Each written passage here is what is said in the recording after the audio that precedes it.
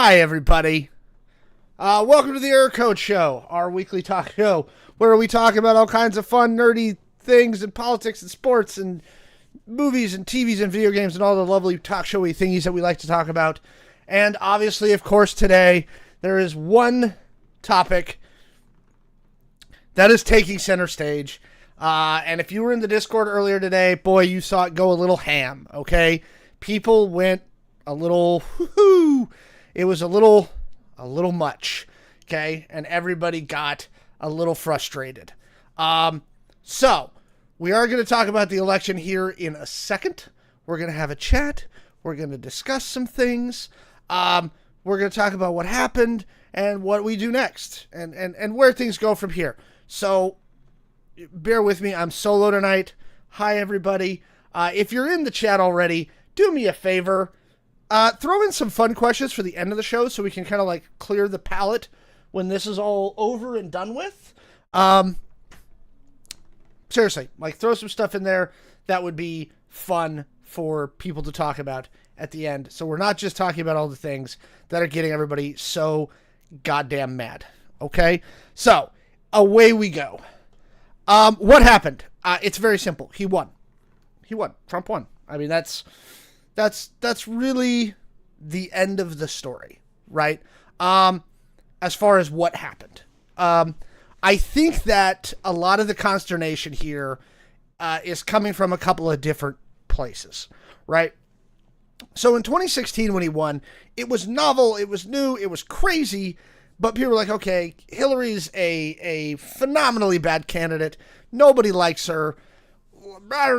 Like, okay. Like, people kind of got it. And then when Biden beat him in 2020, everybody's like, okay.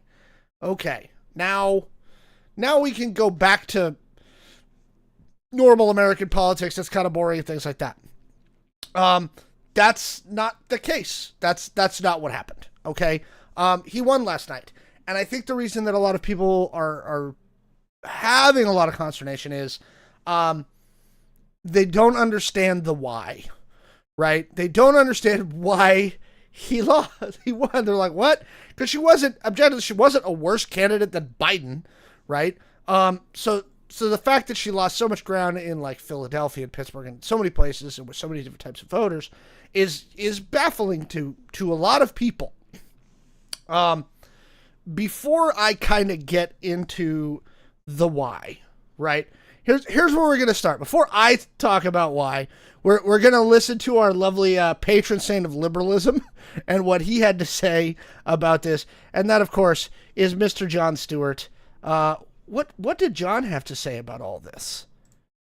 Here's what we know, is that we don't really know anything, and that we're going to come out of this election and we're going to make all kinds of pronouncements about what this country is and what this world is. And the truth is, we're not really going to know shit.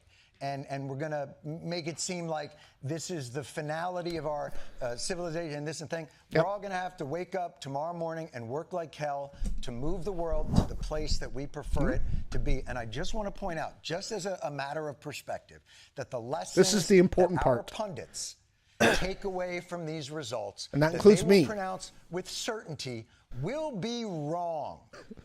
And we have to remember that. If you're in 2008, when Barack Obama won, there's no question that this is the beginning, the first election of the future, really. And I think we are moving towards a post-racial America. Yeah, that lasted a day. And then, of course, in 2012, Obama won again. And the lesson was, the GOP needs to send a powerful signal to Hispanic voters that the party respects them. that was the lesson they learned after that victory. Mm-hmm. And they were certain of it. And send a powerful signal to the Hispanic community, the GOP did. When Mexico sends its people, they're bringing drugs, they're bringing crime, they're rapists. Which apparently was the winning message. And that taught Democrats in 2016 what? Maybe what the Democrats will be looking for is somebody with some inside experience, but who's a generation younger. It's obviously going to be younger. It's going to be from a new generation. Yeah. Need I say it? It's a great honor and humility. I accept this nomination. And that turned out to be a winning message again, which led to an insurrection. And the lesson from that was, when Donald Trump leaves office on Wednesday morning, he will leave Washington a pariah. Donald Trump will never be allowed to set foot in the Capitol again. Never. Ever. My point is this. But this isn't the end. I promise you, this is not the end. And we have to regroup, and we have to continue to fight and continue to work day in and day out to create the better society for our children, for this world, for this country that we know is possible. And that, of course, is our lovely patron saint of liberalism, Mr. Jon Stewart. Why? Yeah, I wish I could get John on the show. I wish I could get John on the show. That would be awesome. I have like 485 subscribers on YouTube, so, you know, that's not going to happen. It would be nice. Like, I would love it, but it's not going to happen. So, what do we actually think happened? I mean, people didn't show up, right? The turnout was way lower, considerably lower than it was in 2020. Just less motherfuckers voted. Harris and company went in with this theory of the case that there was enough Republicans who were just fucking sick of Donald Trump that they would come over and hold their noses and vote for her. Based on the turnout, my guess is the people who are Republicans who did not want to vote for Donald Trump just stayed the fuck home. Okay? They just stayed home. They just stayed home. And that was that. The other thing that happened is, and this is my one big pronouncement, and I could be wrong, much like John said, but here's my thing. Democrats lost the information war. They've lost it completely. The right-wing ecosystem has built this information ecosystem with loads of cash behind it, right? Behind the Daily Wire and Matt Walsh and Ben Shapiro and all these motherfuckers, okay?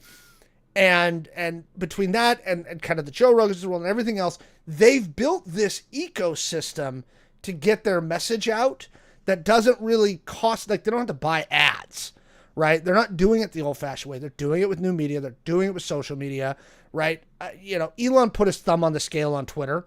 That just happened, okay? It just happened, okay? And the Democrats just haven't done that. They just haven't, okay? There is no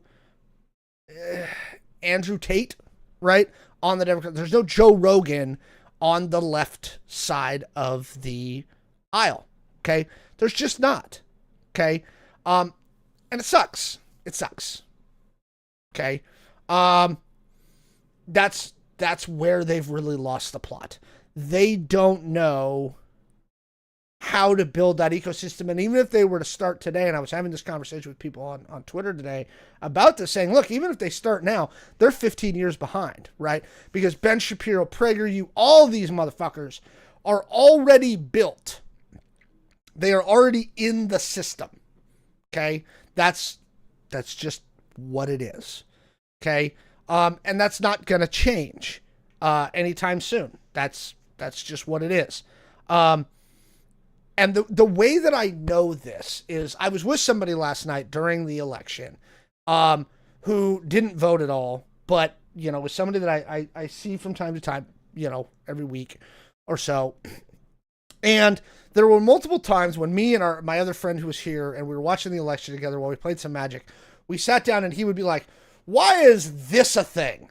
Right? And because he was under this misconception that a lot of the things that drove him nuts about politics was the fault of the fucking Democrats. He was like, well, why isn't there this? And I'm like, because the Republicans don't want it. He was flabbergasted by the Electoral College. He was like, why do we do it this way? And I'm like, because Republicans, they don't want to get rid of the Electoral College. They have a massive fucking advantage. They just do. That's that's what it is. It reminded me of a time when I was at drill, I was doing Army stuff, and it was right after the Puerto Rico hurricane when Trump was president the first time, and we were talking about the Puerto Ricans who were migrating to the mainland, right? Because of the hurricane, because they had nowhere else to live, and so they moved in with family on the mainland. And he was like, well, how long can they stay here? They'll have to go back, right? And I looked at him, I was like, you do know that Puerto Rico is part of America. Like, they can just come here and they're citizens. And he was like, what? And this was a guy in the military. Like, he did not fundamentally understand that Puerto Rico was part of the United States of America, right? There is so much lack of information and stuff like that. And part of it is our own, like, just lack of paying attention. I am the opposite. I'm a fucking political junkie. Okay. I love politics. I love sports. I love movies. I love all this stuff. It's highly entertaining to me. And the issue is there are so many people who aren't that, like, engaged at the level that I am, that I spend time with. And this is, I think, why I see how this happens, is I spend time with people who aren't as engaged, not nearly as engaged as I am within my circle. And they get all of their information from the bombardment of social media posts at TikTok, and Twitter, and Facebook, wherever it's coming from. And again, the right wing has this ecosystem built. And by the way, if I hear a conservative say to me that they're being censored for the next fucking 8 years, I'm going to smack them. Okay. Like, no, dude, you guys own the fucking internet fucking sphere. You own it. You fucking own it. So quit griping that you're being censored, because it's crap. It's absolutely crap. Okay. That's all there is to it. Okay. That's all there is to it. So yeah, I mean, that's what happened. He flipped, Latino men, massively went for Trump over Kamala. It's a huge shift. Just a massive, massive shift. And that wasn't surprising to me at all. I have Latino family members, and I've said this for a long time. Now, previously, my statement had been, if the Republican Party would just get rid of the racism, they'd never lose an election again, because Latinos, and I speak knowing a lot of my family, a lot of them are very, very conservative, extremely conservative. And so, it's not surprising to me when they go conservative. It doesn't shock me at all. At all. It turns out he didn't have to turn off the racism. They'll come over there because they're willing to pull up the ladder behind them. I saw so many interviews and so many exit poll people when they were saying, blah, blah, blah, what do you want? I was like, well, I want to end immigration. They're like, aren't you an immigrant? Well, yeah, well, I'm fine, but not those other people. Right. And so we have to come to the conclusion that that's just, it is what it is. Okay. That's what's going to happen. That's where we were. And that's what did happen. Right. And again, a lot of motherfuckers stayed home, which I think is probably the part that is frustrating the most people, is I think that again, turnout was just lower. And then he flipped just the right part of the electorate. And just enough. He didn't win by huge margins in the swing states. And we're going to go to ours. So also, what happened? I'm going to focus on Washington. We're one of the only states that actually moved to the left. Most of those, it's us in Colorado, I think, we're the only ones that went, nope, we're going this way. Everybody else, California, man, some of the ballot initiatives in California, they really went to the right. But we'll look at Washington because that's where we are, right? Obviously, Kamala here, this percentage is lower, but these ones, holy smokes. RFK got 1.15 in this state.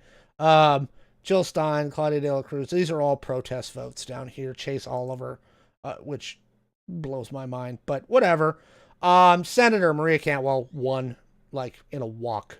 She's up by 600,000. Susan Del Bene in District 1, Rick Larson, none of that surprising. This is the only one. This is the one right here. Congressional District 3, this is the one that Republicans wanted to pick up. This is the second time Joe Kent has run for that seat. This is the seat that covers like Vancouver on the south side of the state and the big rural areas around Vancouver, which is why the percentage is a little bit closer. She's only winning by 4%. She's winning by, about 12,000 and change. She's got the seat. Like, Joe Kent's not going to come back from that. But that's the one that Republicans were hoping to grab, and it wasn't going to happen. He's a really bad candidate. Again, this is the second time they've run him. This actually, up until 2020, until 2022, was a safely Republican seat. And then they started running crazy election deniers in it and MAGA heads, and it just didn't work out. You'll notice this one is Republican versus Republican, some GOP on GOP violence, because we have a top two primary system. So in that district, whoever gets the most, whichever two. So that's why you get double party people. So that's Eastern Washington. 5, that's again Eastern Washington. That's Republican. 6, which I think is the northwest side, is Democrat. Pramila Jayapal, like, in a walk. Kim Schreier in a walk. She won by 9. Adam Smith, again, none of these are really surprising, especially since this is Democrat on Democrat. None of those are particularly surprising. As far as ballot measures, what's interesting to me is they pretty much all failed, right? Except for the one about natural gas. That's the only one that won. This one was about getting rid of an excise tax on capital gains. That failed. These were all anti-taxation measures, and they all failed.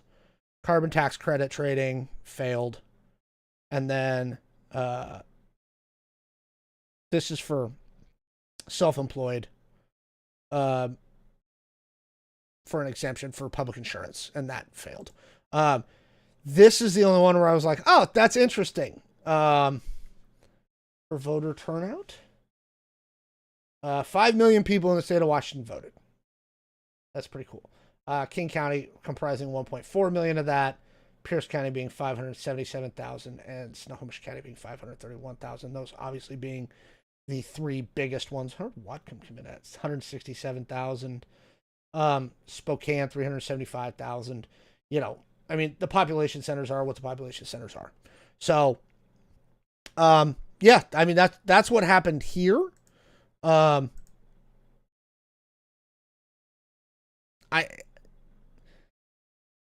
Everywhere else in the country kind of tacked to the right. It just is what it is, guys. Like, I understand a lot of the consternation. I understand the frustration. But it just, I said, it is what it is.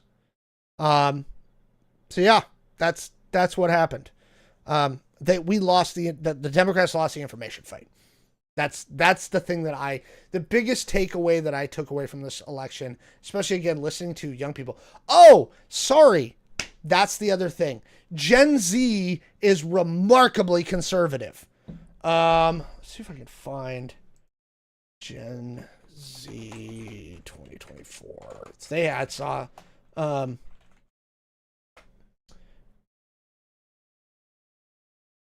Yeah.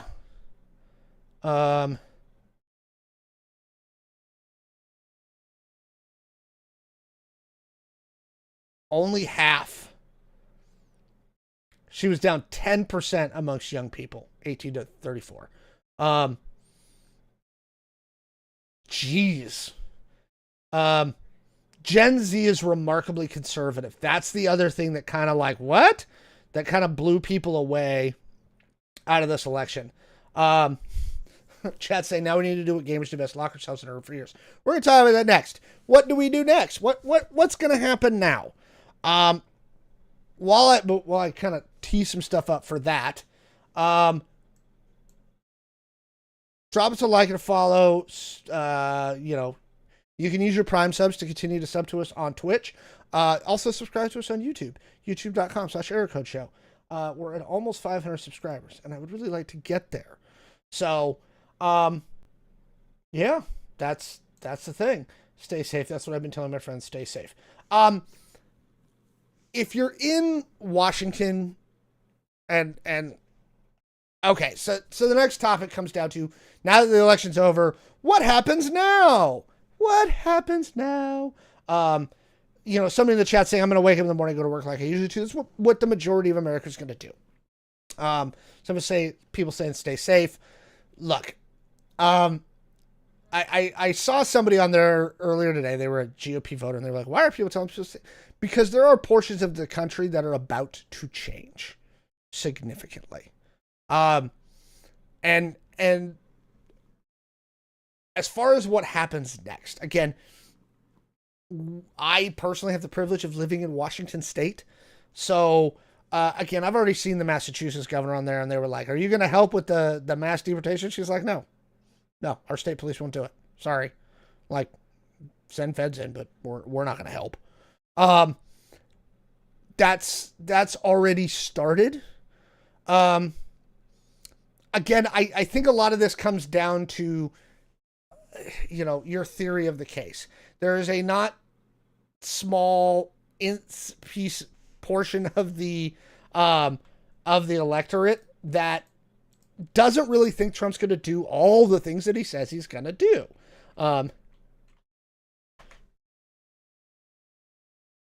Do I think I'll be honest. I don't know.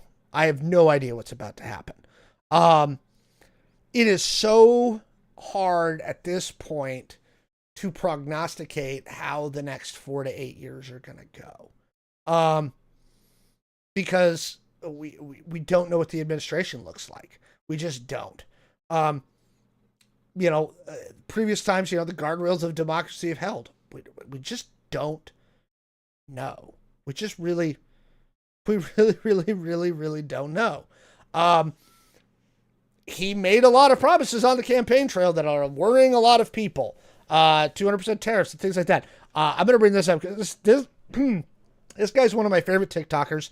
He's a disabled vet. I watch his stuff all the time. He's hilarious. But I'm going to play, I'm going to play his video and you guys can help me react to this. So here you go. Fine. Touch the hot stove.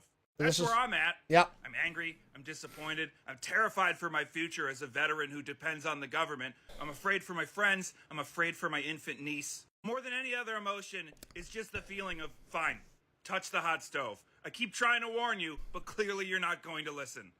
And the reason I like this is this is kind of where he's going to go. Our functionally illiterate electorate kneeling at the altars of algorithms is going to get the exact guy that their brain rot represents. He's told us who he is. We've told you who he is. His advisors have told you who he is. But it doesn't matter because the price of eggs went up a little bit. Gas was a little more expensive 2 years ago after a global pandemic. Video games had the audacity to put pronouns in the character selector and one too few grizzled white men on the cover. Maybe it's the machismo of men who are so uneducated on women's bodies that they are genuinely terrified of a 60-year-old's time of the month. Maybe you fell for those white leftists who told you not to vote in between regurgitating Russian propaganda word for word. Because they want to burn down the house. Who cares if the stove is hot? I'm sure this Republican trifecta will usher in a beautiful new age of leftist ideals. But we're going to find out together, aren't we? We're all getting burned. There's no more need for warnings or pleas to people's better natures. We're done with that. We have overwhelmingly chosen as a country to do the worst possible route. And some part of me is just like, all right, strap in, let's go. I survived a war. I'll survive this. I did everything in my power. I believe the Democrats ran an unbelievably popular campaign. Yeah, we could blame Joe Biden for not dropping out soon enough. That's my only blame critique. The entire Democratic establishment for being so obsessed with political norms and trying to take the high road that they allowed populism to bloom under their watch. But some 70 million people chose fascism, and then tens of millions of more people said, I don't even care, whoever wins. Because they didn't show up to vote.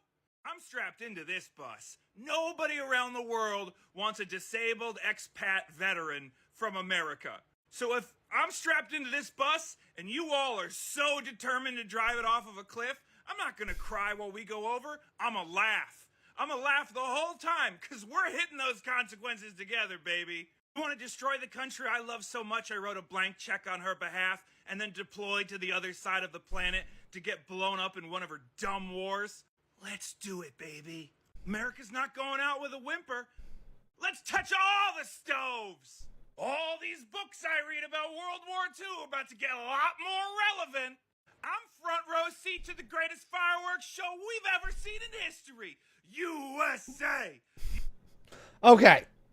So what's the end thing here? And I'm going to bring up something somebody's saying over in the YouTube chat. Because it's bringing up a good point that we kind of talked about in the last section, right? Where again, I was with somebody last night who again was talking about all these things in our political system and was like, why are we doing it this way? And he kind of skews a little, and I was like, you're right. It's those guys. It's the Republicans. It's not the Democrats who are doing it. Okay. The things that you're complaining about, man, are, and me and my other buddy who were there with me on election night are telling him, like, dude, like, we love you, but learn like this. The funny thing is, and so somebody in the YouTube chat brought up the tax on overtime thing. I love this because if you read the lovely Agenda 47, he's going to put the no tax on overtime. I think they're going to pass that. And this is, again, where I think that law is going to get knocked down. They're going to change the overtime rules. So you're not going to get taxed on your overtime, but it doesn't matter how many hours in the week you work for your overtime. They're going to do it as a rolling monthly average, right? And so that's how they're going to cut down on overtime, right? Is they're going to bang you on overtime, like, okay, you're going to work 50 hours, 30, right? And now you don't get any overtime because even though you worked 50 hours those 2 weeks, there's no overtime, right? So that's, this is all very well structured. Like, and again, this is why I said in the last segment, the Republicans have won the information fight. Okay. They've got the Democrats beat because the problem is that there were a lot of people in the Democratic establishment trying to explain to people like, hey, these are bad policies and here's why. But the problem is it's not, their messaging is not getting through, right?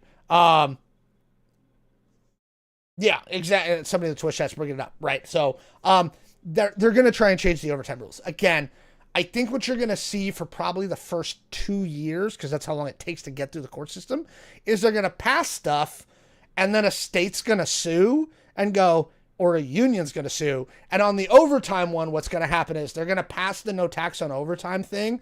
They're going to lock it in with this new overtime plan that they have. And then every union in the country is going to sue. They're going to go, wait a minute. And then it's going to go through the courts. And so I don't think a lot of this stuff's going to happen for the first couple of years. The ones that are the ones that concern me, right? The tariff thing he might be able to do unilaterally. I guess I'm going to stop drinking coffee. Because coffee's about to get really fucking expensive if he puts 200% tariffs across the board. It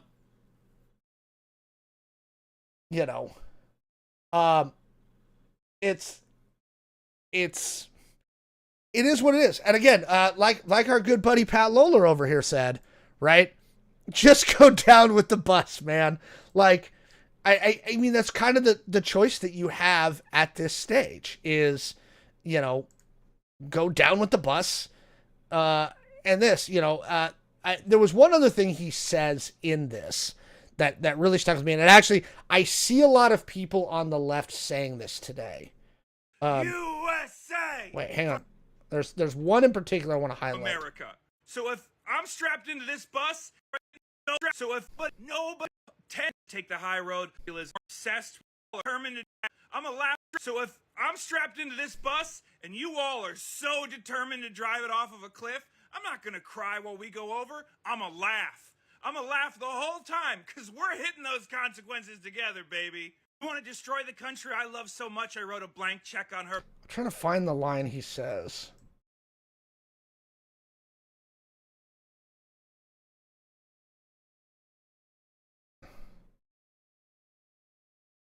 This one.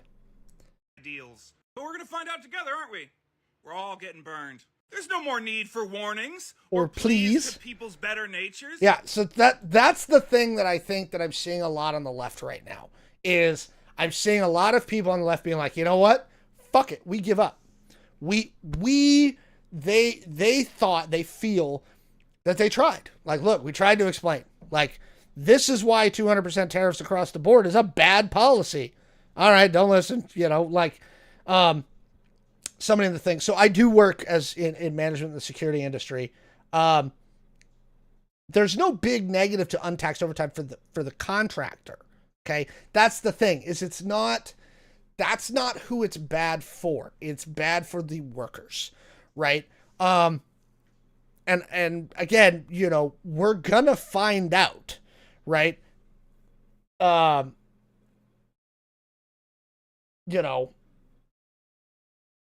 You know, that's what it is. I was rolling through some right-wing pages today, and a lot of them are like, it was funny because Mike Lee, who's a senator from, where's Mike Lee a senator in? Damn it, why can't I think of this? I think it's Utah. Oh, no. Yeah, Utah. Yeah, I was right. Utah, motherfucker. He was like, which cabinet agency should go first, right?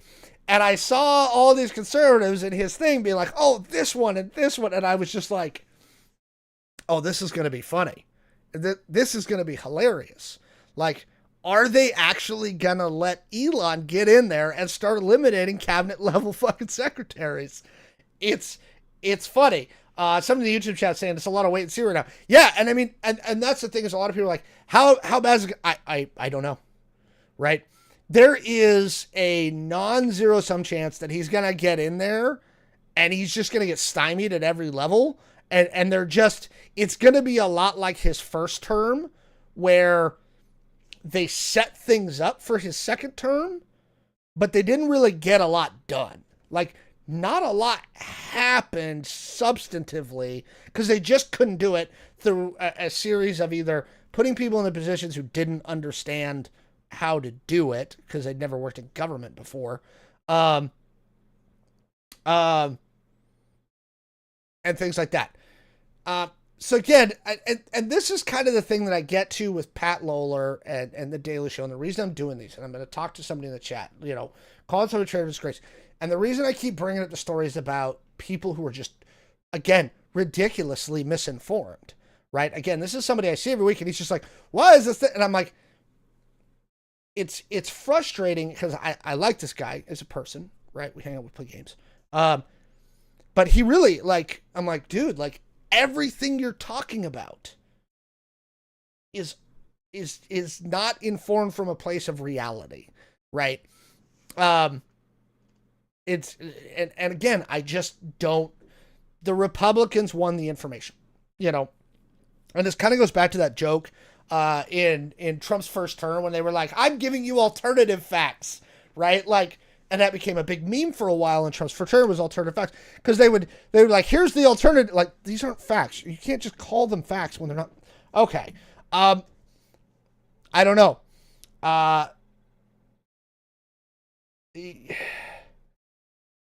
Yeah, I honestly don't know. Like, there is a chance that this is just basically going to go nowhere. But I'm almost in Pat Lawler's, like, boat where I'm like, I kind of hope I am not. So I wish I could say it's been obvious, but it's not. It's not obvious. And again, I know that our nature tells us we want to be like, it's not obvious how bad the disinformation has been until you've spent calmly spent a lot of time being like, what?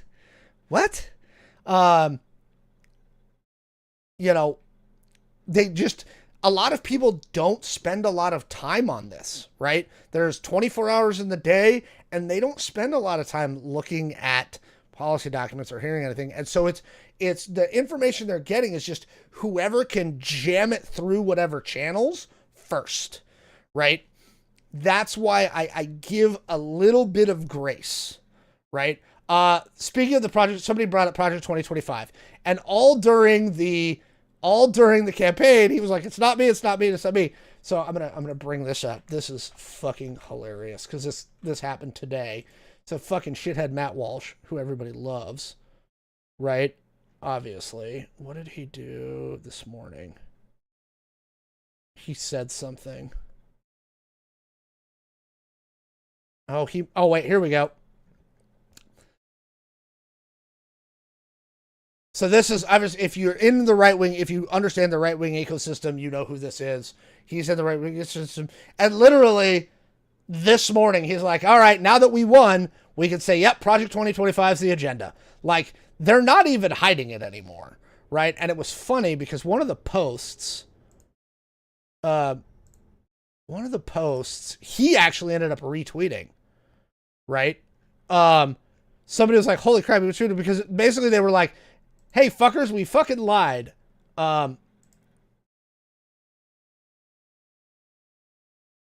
Yep. And again, somebody used to, like, people who don't follow a ton of politics. Yes, both sides struggle to do research on what they're voting on. That is absolutely true. That is not incorrect. Okay? Both sides struggle to do research. Is that the sprinkle idiot? I don't know. But yes, as far as that, again, I just don't know. Before Biden dropped out, I had kind of come to a place where I believed he was going to lose. Like, I was like, he's going to lose. Trump's going to fucking mollywop, especially after that god-awful debate performance. It was the thing that ended up pushing him out.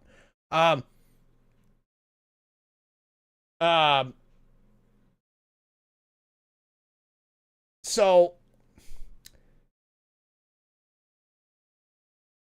the thing that was interesting was I'd kind of gotten into my head that Trump was going to win months ago. And then when Kamala brought it in, I was like, okay, maybe we got a shot. And like 3 weeks ago, I was like, okay. And again, anybody that was on the show last week, I was going to do my predictions last week and I stopped myself. I was like, and you can go back and watch last week's show and look. And on last week's show, I was like, I don't know. Because the data was all over the map, right? Like, there was nothing in there where I was like, I feel confident about anything right now.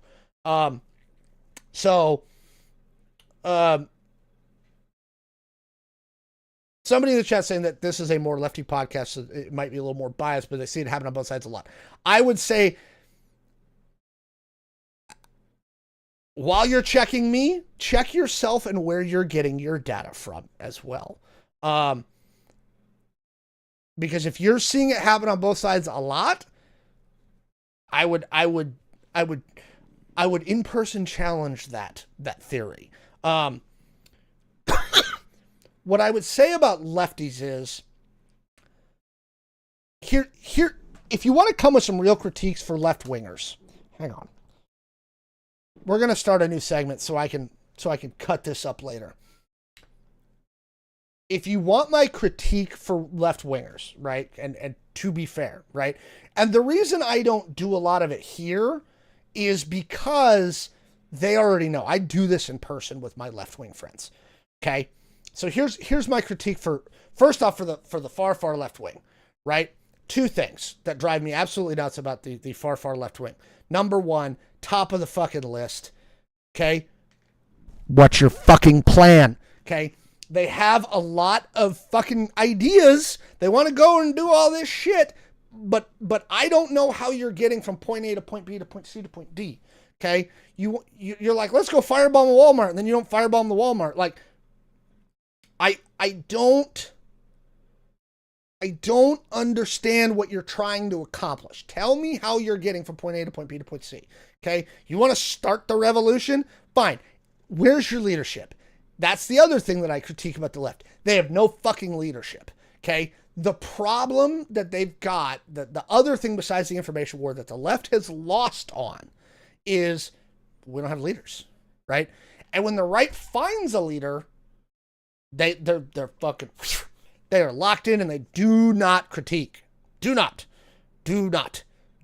critique that leader. He is the leader and he is in charge and we're going to do what he says.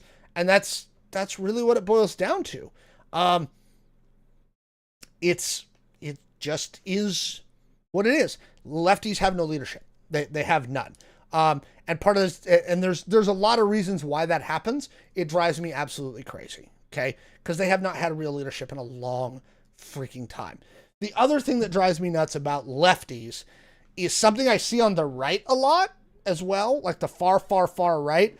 And it drives me nuts over here, but we're talking about lefties and these ones. And I saw one today and she was like, I'm a Democrat, but I voted for Donald Trump because I want them to start the revolution. I'm like, you don't want the revolution. Believe me. Okay. I have it too. And I was talking to another vet friend of mine this afternoon who's very upset. Okay. About this whole thing. And I was like, the thing that drives me nuts about these accelerationists who are calling for revolution is you've never been to a country where the infrastructure's collapsed. You have never been to a place that's in the middle of a revolution and seen what that looks like. I have. I have seen what a country looks like when it has fallen the fuck apart. Okay? And there is nothing, no leadership. It's anarchy. And it is ugly. It is an ugly, ugly, ugly thing. You don't want that to happen. Okay? It is horrible. So why you're trying to accelerate us into this weird revolutionary state, I don't fucking get it. I don't fucking get it. Okay? Like, I don't know why you want that. Because it's not good. Okay? Those kind of revolutions come with a fucking body count. Okay? That's what it is. So, that's my critiques for the left. So for the folks who are watching who are like, well, this is a more lefty product, you don't. No. I have my critiques for the left. Believe me. And right now, there's large portions of the left that are ripping each other to pieces right now in a way that you didn't see the right do when Trump lost in 2020. They were just like, oh, well, bad, evil Democrat, where they are deeply trying to figure out what the hell just happened, and they're up, and they're tearing each other to pieces, right? And some of them rightly so. Again, I don't know. If you were to ask me right now and bookmark it, if you were to ask me what I think happens over the next 4 years, I think that this basically, not in name, but in practice, we become two countries, right? You are legit going to have two countries. You're going to have the Northeast and the coast, and then kind of this little swath in the middle. And you're going to have everybody else. And those states are all going to run very differently, right? It's going to be like going to a different country. There's already huge cultural differences between those areas in the United States. I think those are going to become more and more and more pronounced over the next 4 to 8 years. That's my guess, right? My worst case scenario, and this is the thing, and I'll be honest with you. Like, you're like, I'm leaving the country. The way that I'm going to leave there is essentially one way that I will tell you I'm going to leave the country, and that is this. I believe that there is a non-zero chance that we're going to be in a shooting war with Iran in 9 months, because Netanyahu's going to take the gloves off. He did it today. and he did it yesterday. Very quietly, didn't get noticed much in the Western press. His defense minister, who was kind of trying to work a ceasefire deal over there in Israel, was fired yesterday during the election. And then today they announced, so what they've done is they built this road from Israel all the way through Gaza to the ocean and basically cut the Gaza Strip in half. Today they announced that no Palestinians will be allowed to return to the northern half of Gaza ever. They'll have the rest of the Gaza Strip and the West Bank annexed in the next 4 or 5 months, tops. And then again, it really is whether he goes to war with Iran, whether he thinks he can affect regime change. If they start recalling people, like retired people, which they have the ability to do, they'd already signed one executive memorandum for it and things like that. I won't. I'll just leave. That's the situation in which I will go. So take that for what it's worth. I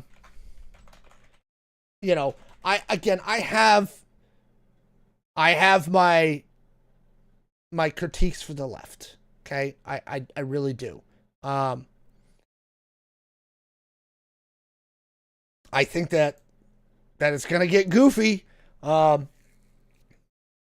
as far as, and again, I'm going to acknowledge that I have a bunch of privilege here. Because again, I live in very lefty Washington state. Okay. Where, our new governor, our new AG are going to fight tooth and nail against the administration's, stuff. So is a bunch of other states. We will see what happened. We're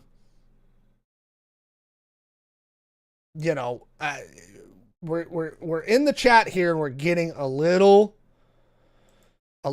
uppity in the Twitch chat. So I'm going to warn Twitch chat to calm a little bit down because that sounded like deportation and denaturalization, which is not the route that we want to go.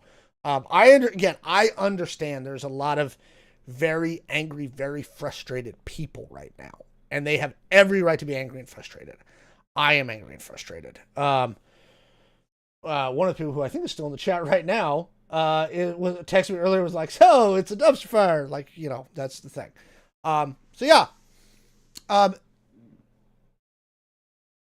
That's why, that's pretty much for now what I'm going to talk about regarding the election and things like that.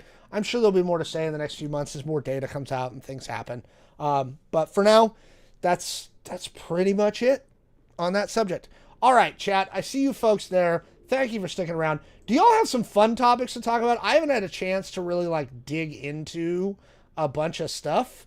So give me some fun topics, guys. Give me something,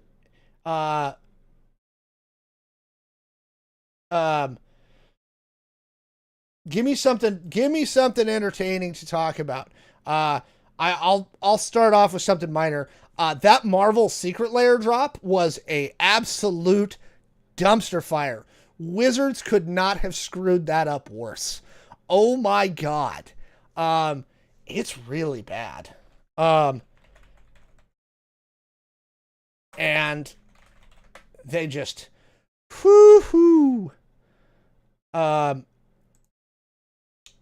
they really screwed it up. It was just awful. Awful.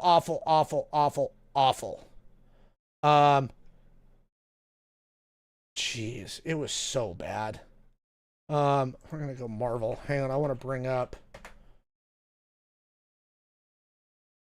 Wow.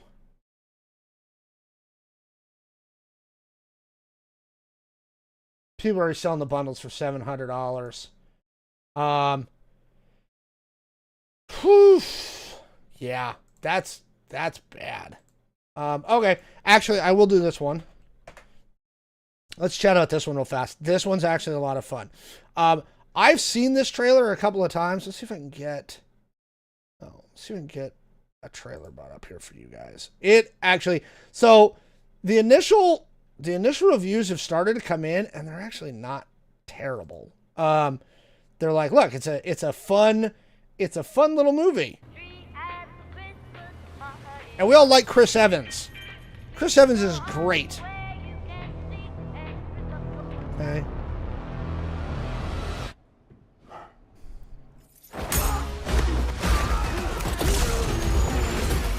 Okay.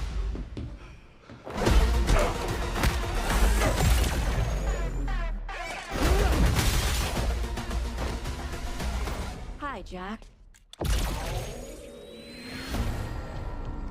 Okay. Cool place. Welcome to the North Pole. Come again? I want to see this. Also known as St. Nicholas of Myra, was abducted. J.K. Simmons. Are you saying Santa Claus? Santa Claus. Kidnapped? That's right. You're the best tracker in the world. You're gonna help us find him. I work alone. You used to. Yes. I'm not gonna like you. I can tell right away. Out of everyone here, I like you the least. Garcia? I like the polar bear. Do the thing. I'm afraid we're gonna have to. You're mine until we find him. Oh, God. I suggest you get going. Yeah. God. We doing some last-minute Christmas shopping? Toy stores. Toy stores what? The supply closets are portal stations for the North Pole transit system. Grab a car. So that's one of the things that came out of all the early reviews is one of the good things about this that a bunch of reviewers hit on was this apparently like builds some really deep mythology, right? Like there's like really deep world building in this movie. And I was like, really? And multiple reviewers have said super deep world building in this. We're gearing up. How did... I adjusted it to reality. And does that... No, it doesn't work on everything. No, you can't try it. No, you can't drive. No more questions. Now get in. Whoever took Nick. They're extremely dangerous. I think it's Krampus slap fights. If you don't need me here, I might just go back to the car. We are 24 hours to Christmas. We need to find him. Let's save Christmas. Say it. I'm not gonna say that. Things are about to get real. Cover us.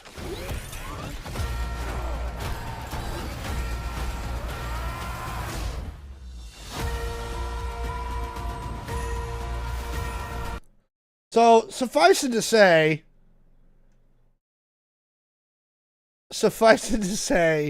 I am looking forward to this movie. I think it looks hilarious.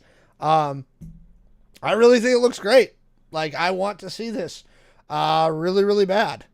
You know, Star Trek Enterprise. Yeah, like it looks like a lot of fun. I will definitely be going to see this one. So there's a bunch of stuff coming out at the thing. Obviously, this is one I'm looking forward to. Moana 2, baby. Okay. I think this is going to be a big hit this holiday season. There's a bunch of movies I just have missed just because I haven't had a chance to see it. Yeah, no, absolutely. I want to see Red One. Let's see, what's the movie release schedule for the rest of the year? There's a few things before the end of the year. Upcoming releases.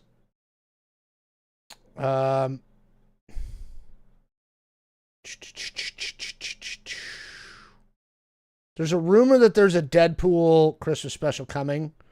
Hoping that's true. I don't know if I believe it yet. Nosferatu, I'm not super... Gladiator 2 is looking better.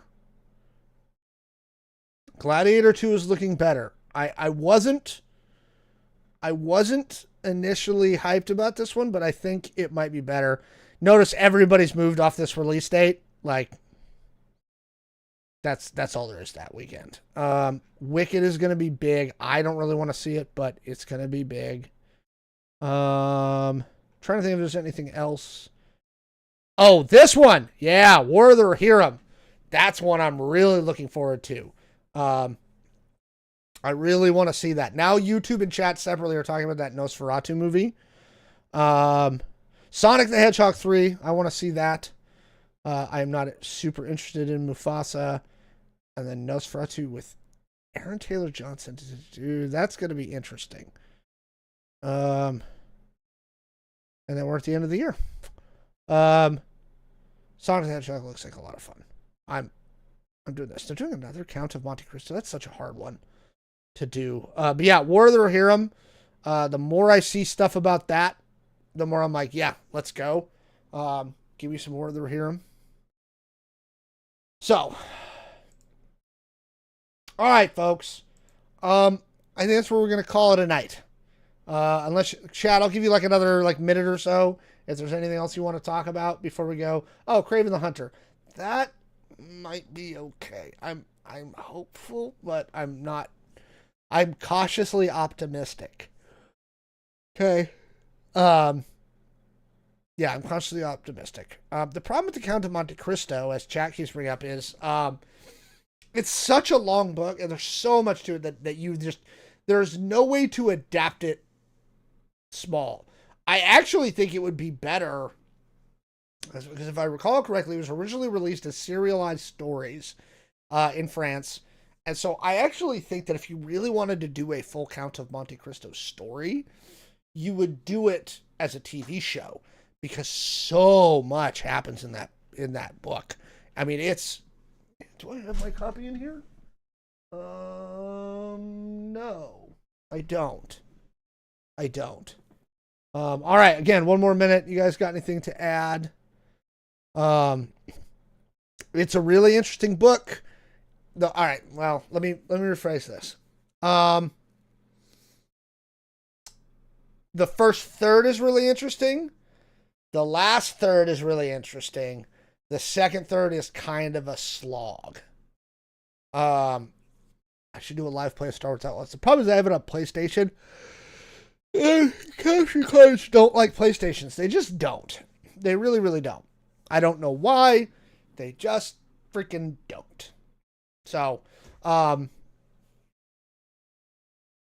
think about it. I'll think if I want to drag my PlayStation up to the office and plug her in and go. Again, there was some news I saw in Outlaws where they're making some more changes and stuff like that.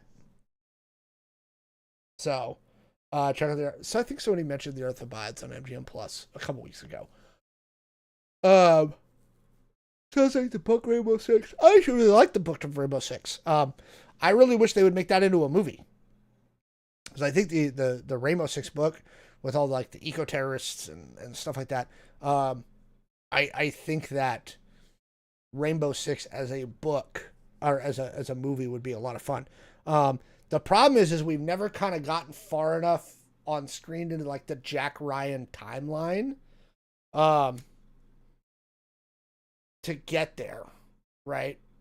Because you need to get past Clear and Present Danger and all that stuff, and then have John Clark and then Ding Chavez, and then they create Rainbow, and it would be better as a movie, I think. But so much happens in it, and there's so much setup. One of the reasons Rainbow Six works as a book is it's really, I think he really wrote that book for a lot of his long time Ryan book universe readers, because there's so much in that book that you need to have had a primer on everything else that had happened in the Jack Ryan universe. God.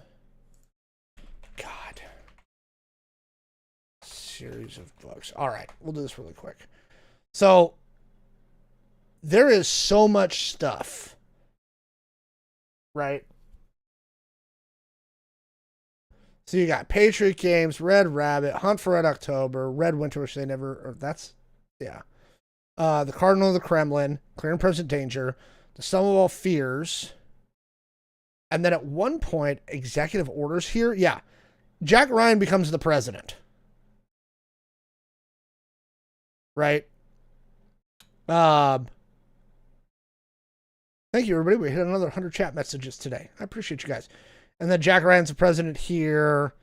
And then while he's the president, I believe,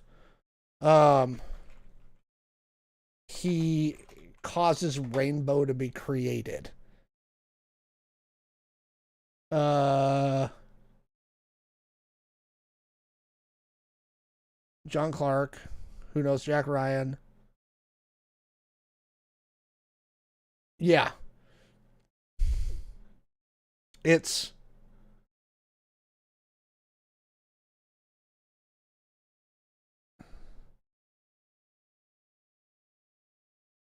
yeah. There's supposedly somebody has it as a movie. They've got the rights to it.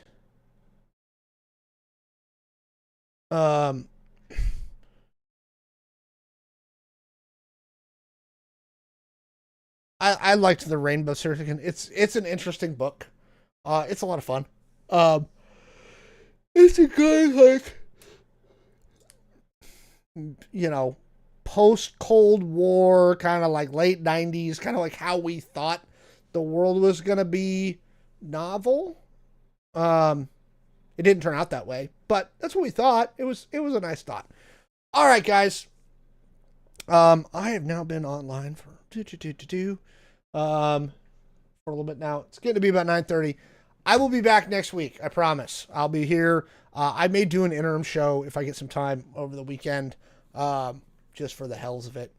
So keep your eyes in the Discord. I'll put stuff in the Discord. Please be kind to each other. Somebody put it in there. Go do some retail therapy. Like, look, it's a long way till January. We're still in a nice, stable, cool world for now. Take this holiday season, spend it with your friends and family. Try to relax. Try to not get too over the thing until stuff starts to happen. And you've got time, right? That's the thing, is you, like, right now you have time. So take your time. Embrace the people you love. Take care of them. Be cool. Just, you know,